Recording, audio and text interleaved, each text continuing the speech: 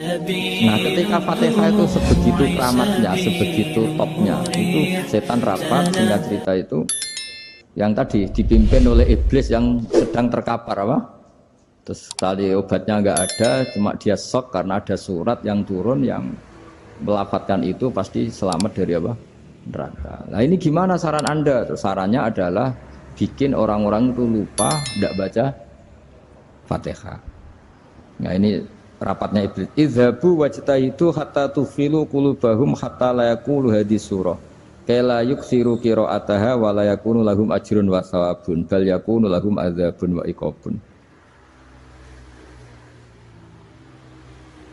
Kemudian yang terakhir saya beri ijazah tentang Al-Fatihah ya, karena ini surat yang populer. Kalau saya ijazahi Quran 30 juz pasti sampean nggak hafal. Atau ijazah surat Baqarah, kalau mau Baqarah mau. Ijazahi surat Baqarah mau 2 juz setengah. Mau Mas Asep? Ya Fatihah aja yang gampang ya. Nah, ya kulhu Fatihah ini paket ringan ini. Tapi pahalanya apa? Besar.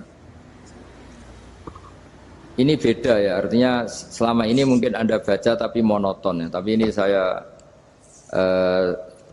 bacakan teks aslinya tentang istilahnya itu mazaya itu kelebihannya Fatihah. Saya baca Arabnya dulu, nanti ini terakhir ya, ijazah tadi kan saran-saran umum tentang sosial. Ya, pokoknya jadikan kebaikan itu punya nilai sosial yang baik lah. Jadi nanti orang yang nggak amanah nggak laku, ya calon bupati, gubernur, presiden yang nggak amanah juga nggak laku. Begitu juga kiai yang tidak amanah juga nggak laku, suami yang nggak amanah juga nggak laku, istri yang nggak amanah juga. Sehingga kebaikan ini jadi nilai sosial yang dalam tanda kutip sudah keniscayaan. Yang diinginkan Allah itu seperti itu, bukan kebaikan yang dipaksakan karena kekuatan negara. Maksudnya kalau bisa kebaikan itu tidak usah dipaksakan. Memang sudah satu kebutuhan. Kayak cerita-cerita di negara maju itu, bahkan apapun jatuh itu nggak ada yang ngambil apa itu. Makanya gambarannya Mekah Medina kan gitu kan, barang jatuh nggak ada yang berani apa ngambil itu, saking sudah jadi sistem. Sehingga banyak negara di Eropa itu yang sampai nggak punya tentara, nggak punya polisi karena kebaikan sudah. Nah kita kan masih capek, polisinya aja capek, apalagi masyarakatnya, karena ya kebaikan itu belum jadi nilai apa bersama. Nah kita selain ditopang negara, ada polisi, ada tentara, itu kita usahakan kebaikan itu jadi nilai apa bersama. Tadi wa'tamiru bainakum bima'ruf. Dan kita punya reputasi yang bagus dalam bab ini. Saya masih ingat kecil saya itu yang jilbaban hanya keluarga kiai. Sekarang rata-rata masyarakat itu jilbaban. Dulu yang sekolah SMP, SMA itu jilbaban kadang dulu malah dilarang ya, harus sama seperti itu seragamnya. Sekarang sudah boleh. Dan nyaman. Lama-lama yang dapat simpatik ya yang pakai pakaian model tertutup seperti itu. Lama-lama gamane cara wong golek mantu ya golek yang seperti itu daripada yang blodor. Lama-lama jadi nilai bersama. Ya ingin saya seperti itulah. Di terminal juga sama. Orang mau makan cari warung yang kelihatan ada ayat kursinya, pakai jilbab, atau paling enggak dia enggak mungkin lah nyuguhkan yang tiren atau yang haram. Kan ada garansi sosial, ada apa? Ada garansi apa? Sosial. Dengan penampilan yang soleh itu kan, masa iya nyuguhkan oplosan babi gitu misalnya itu. Jadi nilai sosial itu harus benar-benar jadi nilai. Sehingga negara biar gak capek-capek. Polisi juga gak capek kan, karena tugasnya corong Jawa mau ngawat-ngawati tok, tapi sudah tidak perlu tegang karena kebaikan sudah jadi nilai apa bersama.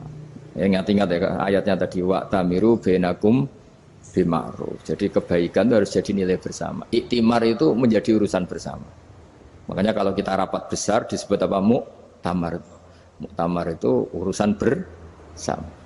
Ya tadi, imamnya sholat juga menopang Gojek karena nggak lama-lama nopang Grab, nopang Kernet, nopang penjaga Indomaret, penjaga bensin, pom bensin. Nah dia hanya punya waktu 5 menit terus imamnya baca Baqarah kan. Iya imamnya mursyid, mungkin dia tambah lama tambah dapat aplaus dari muhibbinnya, tapi makmumnya Dia tambah lama tambah dapat penghormatan dari pecintanya, tapi kitanya wah khusyuk wali kan dia dapat status naik lah, kita yang sudah tidak ikut jadi wali diganggu apa pekerjaannya. Kalau ada imam seperti itu sampai mufarokoh saja, niat ya Allah sampai sini saja saya makmum orang itu, silakan orang itu punya urusan sendiri dengan jenengan ya sudah, atau salib saja apa. Nah, itu boleh kalau dalam fikih namanya apa mufarokoh. Mufarokoh itu niat, tapi kamu jangan langsung selonong mufarokoh, niat dulu pamit sama Allah bahwa sekarang mau mufarokoh. Ya, tapi ya jadi sholat yang aneh kan, imamnya masih rukuk, kamu terus sujud, terus apa-apa selesai ya. Mungkin dalam pandangan itu orang lain ini maksudnya makmum gimana ini kok begini. Tapi sudahlah Allah Maha tahu. Nah, insya Allah dimaklumi. Ya saya baca tentang Fatihah ya, karena sampean pasti sering baca Fatihah. Supaya apa sekaligus jadi jimat lah gitu. Jadi kalau kamu sering di jalan-jalan yang mungkin sepi atau mungkin kan tidak semua teman Grab itu nasibnya bagus yang di Semarang Jogja. Mungkin yang di Kalimantan di Papua kan ada yang 10 kilo gak ketemu rumah, ya kan? Ya lihat di TV-TV itu kan kasihan kan. Sudah 10 kilo gak ketemu rumah, penumpangnya kuwekar preman tuh kan. Ini makan orang enggak kan gitu. Kan ujiannya dua. Kalau penumpangnya cantik itu ya kecoba syahwat, kalau preman takut. Jadi orang itu selalu ujian itu. Sing sedengan itu kan jarang orang itu. Jadi kalau penumpangnya perempuan cantik ujiannya itu syahwat, kalau preman ujiannya ketakutan. Kalau orang yang lemah bawa uang ujiannya kamu ingin garong. Jadi hidup itu memang semuanya ujian. Liyabluwakum ayyukum ahsanu amala. Makanya saya sering ditanya oleh teman-teman, Gus, nah ujiannya kenal wong wedok elek piye sama? Kenal wong ayu ujiannya syahwat, kenal wong elek ujiannya ngenyek, itu sama-sama dosa. Syahwat ya dosa, ngenyek juga dosa. Wah elek keriting untune metu ya dosa ngomong gitu. Kadang-kadang orang berpikir enak kancanan wong elek gak dosa. Kata siapa kancanan wong elek itu ya dosa karena bawaannya ngenyek. Ngenyek itu menyepelekan itu. Makanya saya itu ya nggak mau berteman sampean. Nanti kan bawaannya ngenyek atau seneng ya enggak tahu. Ya sudah ada takdir saja kalau ketemu ya tak ulang ngaji gitu. Tapi ini ngaji terakhir, setelah ini ngaji biasa aja, enggak usah resmi gini. Ngaji kok resmi aneh. Pokoknya nanti suatu saat kalau pandemi sudah berlalu saya akan ngaji Rebone, lalu ini ngaji. Ini ngaji yang kurang bagus karena ngatur kiai kurang berkah ini. Nanti tapi ya lumayan lah masih mau ngaji. Ngaji kok tanggal ini jam ini. Sekarang suatu saat kamu tak panggil, Mas Wahyu datang ke sini jam ini, tidak mesti bisa. Mungkin pas ada acara apa, oh, maaf ke sini pas ngecek pas apa. Jadi ya sudah tapi tak maafkan, enggak apa-apa. Takdir ya.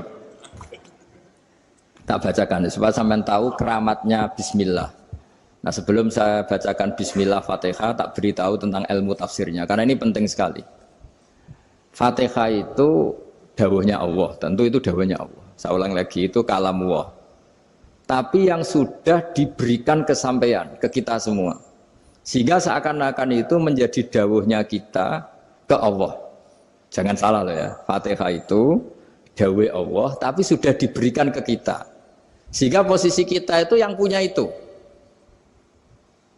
Nah kenapa ini perlu dijelaskan? Karena nanti ada kalimat iyyaka na'budu wa iyyaka nasta'in. Kalau itu masih kalam Allah, berarti Allah ngomong ke kamu, ngendikan ke kamu, kepadamu aku menyembah. Masa Allah menyembah kamu? Nah sehingga ilmu tafsir itu menyelesaikan itu dulu ya. Saya ulang lagi ya, sebelum sampean sering baca Fatihah, aku yakin ya sering baca. Tapi barokahnya tidak paham itu tidak pernah janggal. Enggak paham itu ya penting supaya tidak iskal, tidak janggal.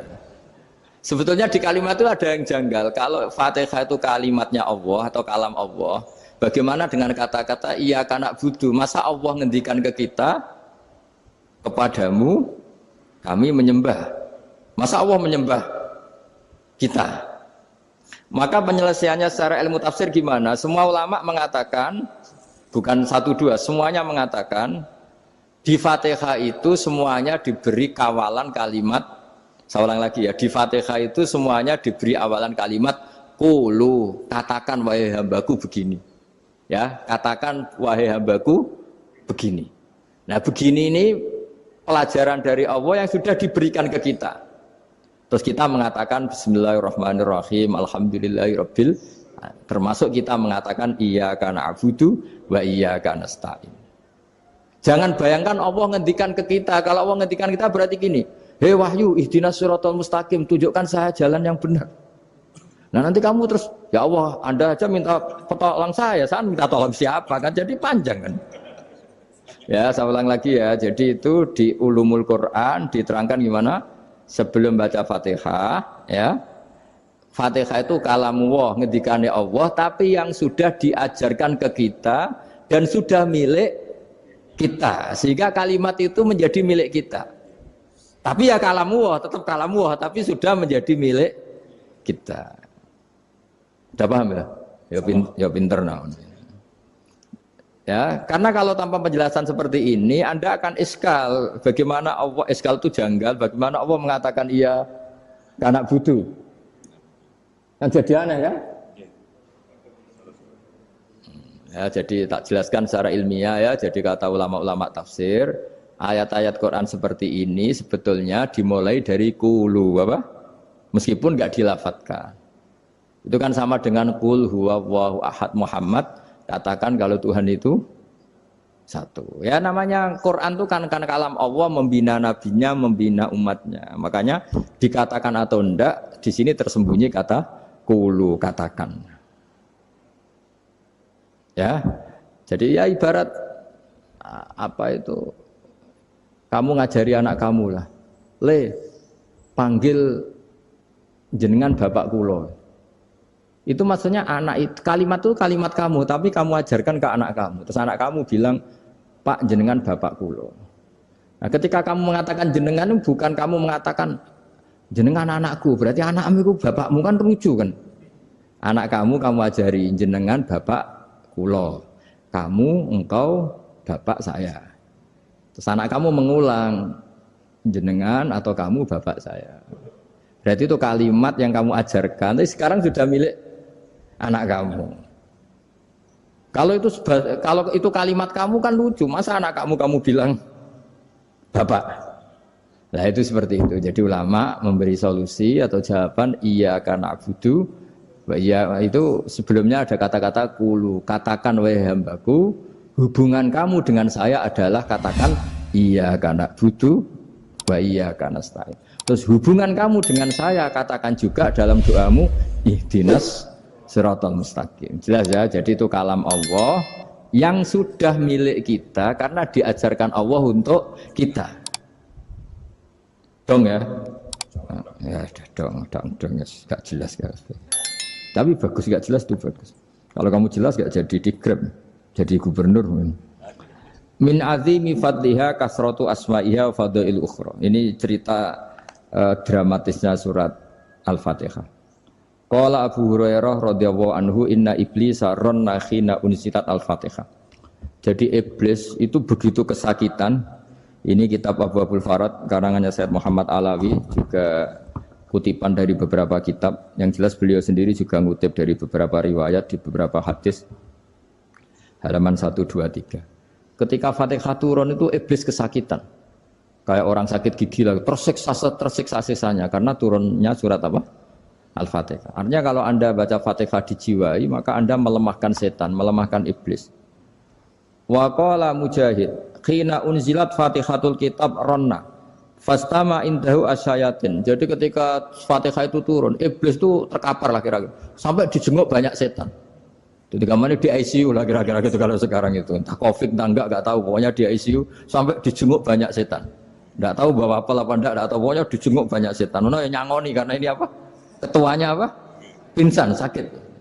Jadi iblis itu sakit sampai dijenguk anak buahnya setan-setan. Ya, semoga kalian semua tidak kenal setan. Kalau kenal berarti teman, apa? Wa qalu misla dzalik. Wa qala lahum laisa mimma taquluna syai'un walakin unzilat suratun laisa ajru qailiha illa an harrama alaihi nar jahannam.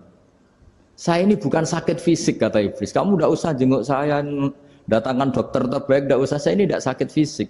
Saya ini sakit karena ada surat yang diturunkan, yang pahala yang melafadzkan surat itu pasti selamat dari neraka. Padahal misi terbesar saya ini supaya manusia masuk neraka. Sekarang punya tamengnya. Wah pusing kan? Ya seperti orang lah, goda sampean ternyata sampean setia, itu kan pusing. Nah ternyata tidak setia, itu yang akhirnya ribet kan itu. Jadi iblis itu cita-cita terbesarnya kan semua orang itu masuk neraka. Nah sekarang turun satu surat yang gara-gara surat itu siapapun yang baca dijamin selamat dari neraka. Jadi walakin unzilat suratun laisa ajru qailiha illa an harramallahu alaihi nar jahannam. Karena jadi dia shock lah itu, kalau orang di Jawa itu bilang shock. Aduh sial nasib saya ini umat nggak bisa saya goda lagi karena punya tamengnya tadi punya. Qad tolakaidukum makrukum. Rekayasa kalian sekarang itu tidak ada gunanya semua. Nah, ini alhamdulillah di Indonesia kelihatan kan banyak yang miskin, banyak yang susah. Tapi selagi mereka masih sholat, itu keinginan mencari halal itu masih tinggi. Kayak apa kita di tengah kota, jauh dari anak istri, jauh dari tetangga. Biasanya kalau orang jauh dari anak istri, tetangga kan sakar PDW. Tapi yang soleh masih banyak, sudah jauh dari keluarga tetap lurus. Loh, kalau yang dekat lurus kan wajar, konangan wong akeh kan. Ini sudah jauh masih lurus. Nah ini nggak lepas dari barokahnya surat apa? Surat Fatihah tadi. Jadi karena ada surat yang menjamin pelafalnya atau qailiha terbebas dari api neraka. Wa qalat as-sayatinu lahu is ayyusai'in ta'muruna ya maulana. Faqala lahum idhabu wajtahidu hatta tukhfilu qulubahum hatta la yaqulu hadhihi surah. Lalu kita gimana? Jari para setan gitu. Lalu kita gimana? Terus kata iblis, sudah bikin mereka lupa sehingga tidak baca lagi. Selagi masih baca kita pasti keok. Jadi kalau sampean sudah jarang baca Fatihah itu berarti sudah bagian dari kemenangan apa? Iblis. Jadi kalau sampean sudah jarang baca Fatihah itu berarti bagian dari kekalahan Anda, kemenangan iblis. Masih sering baca? Berapa kali? Terus apa lagi?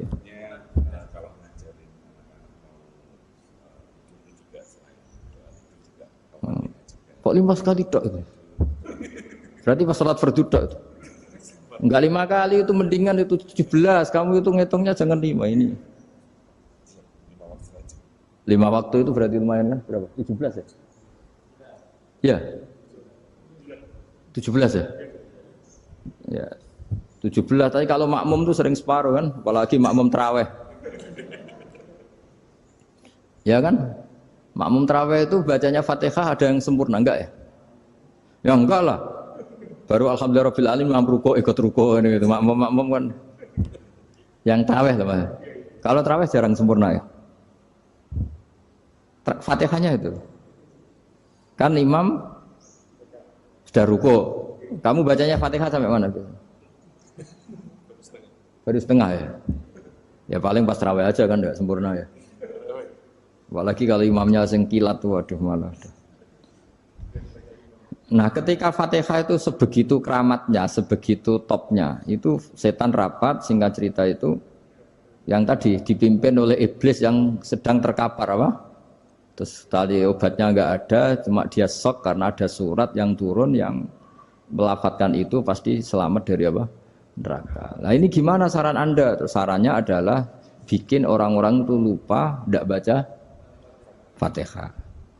Nah ini rapatnya iblis. Idhabu wajtahidu hatta tufilu qulubahum hatta la yaqulu hadhihi surah. Kala yuksiru qira'ataha wa la yakunu lahum ajrun wa thawabun bal yakunu lahum adzabun wa iqabun.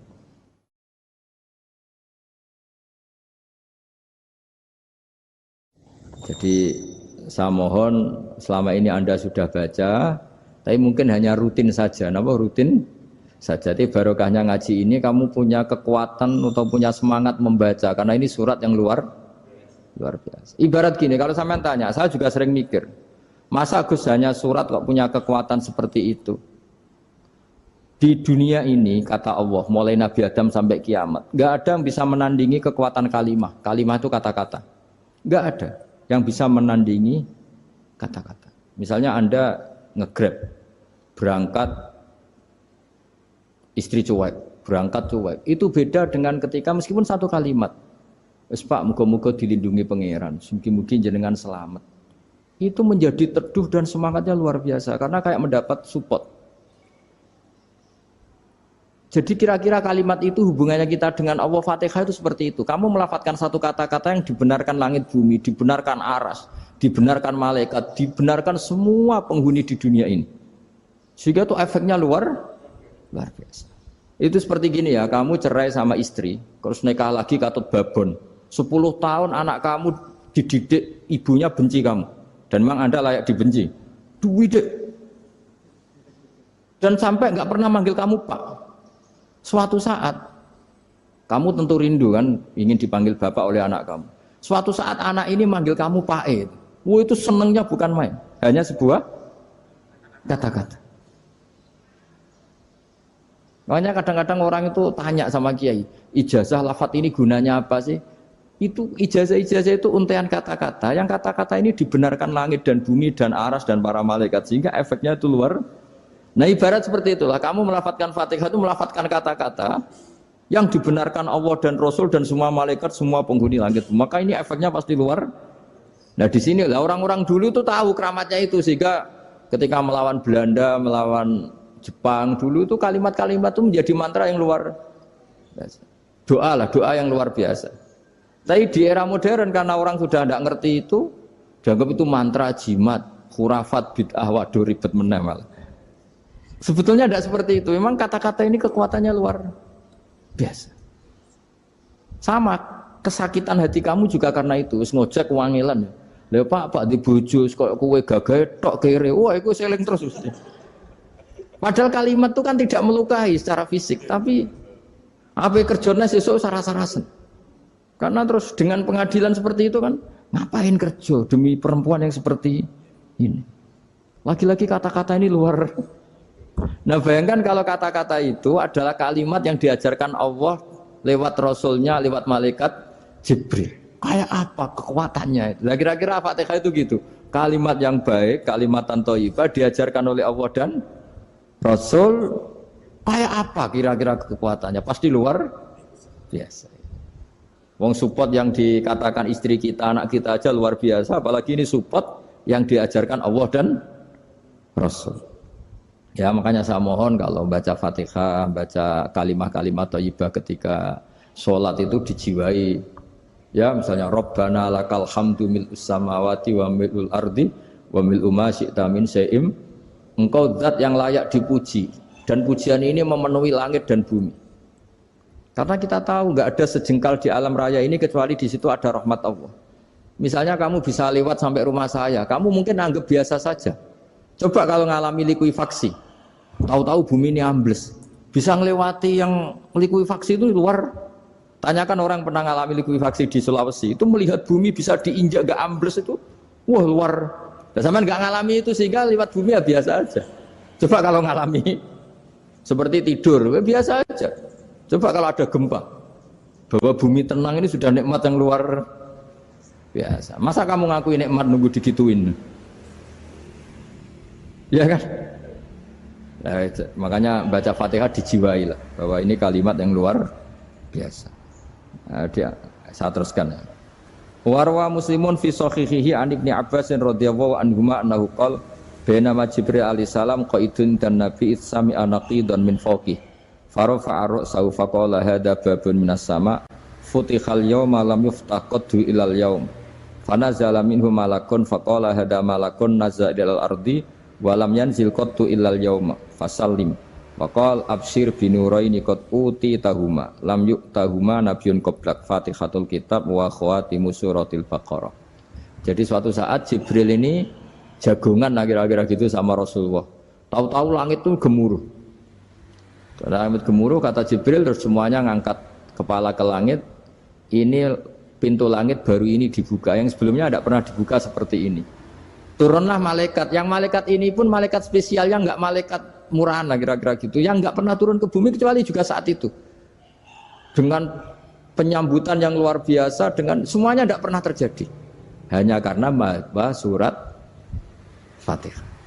Jadi ini surat yang luar biasa, pengawalannya lewat malaikat yang spesial, enggak pernah turun di bumi kecuali saat itu. Penyambutannya juga enggak pernah seperti itu, baru seperti itu. Jadi semuanya itu spesial. Nah, kenapa ini spesial? Karena di situ ada isi puja-puji kepada Allah Subhanahu wa ta'ala. Ada ikrar kita, alhamdulillah rabbil alamin, ar-rahmanir rahim. Ikrar ini penting. Kalau contoh paling gampang gitulah. Kamu punya istri selama ini cerewet terus. Suatu saat ngomong, Pak, tak angen-angen rono wong lanang kayak sampeyan. Wah, itu langsung tidak ada lelaki sebaik engkau. Itu sama senengnya, masya Allah. Karena ada ikrar dari seorang istri ke kamu. Nah, bayangkan kalau ikrar kita sebagai hamba diakui oleh Allah Subhanahu, maka ikrar ini akan dicatat sebagai kebaikan kita yang kita panen nanti di akhirat. Karena ada ikrar. Kita ikrar bahwa alhamdulillah rabbil alamin. Kita ikrar ar-rahmanir rahim. Kita ikrar maliki yaumiddin. Kita ikrar iyyaka na'budu wa iyyaka nasta'in. Sampean misalnya jadi orang Indonesia, ketemu orang Indonesia yang makmur di Jerman, terus lupa Indonesia. Kamu orang Indonesia? Enggak, saya ada orang Indonesia. Mangkel gak kira-kira? Mangkel. Karena salah ikrar kan gitu. Ya, jadi saya mohon jangan anggap kalimat itu hal yang biasa, tapi luar biasa. Nggih, ngoten mawon. Assalamualaikum warahmatullahi wabarakatuh.